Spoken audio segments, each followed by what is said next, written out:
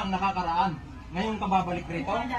Nung maliliit pa ang mga anak natin, tinatawagan ka. Wala silang pamasay o pangmatrikula sa kanilang pag-aaral.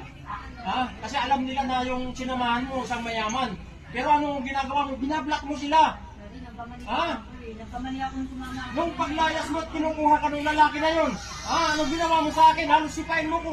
Naglulumuhod pa ako sa harap mo. Ha?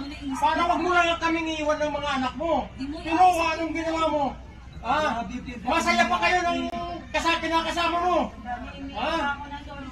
Tapos gano'n ang gagawin mo sa atin. Gano'n lang gagawin mo sa amin. Kung ano yung ginawa ni tatay para sa amin, pinagtapos namin ni tatay para sa kanya, kulang na lang.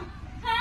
Magbasura siya dyan para ipaibibigay sa amin. Tapos gayon, babalik-balik ka? Mag-sorry-sorry ka? Ano bang Yung kakarampot na kinikita ko. Bumalik ka na lang doon sa ano mo, sa mayabang mong kabit. Alam mo, pero sabi lang mo. Nagkamali ako ng dito. Ako magpunta ako, magkabilang kapatid mo. Ako, sa pagkulan, nakikita ko yung dalawang mata ko, yung pag-imirap ng mga dalawang pati kay kuya.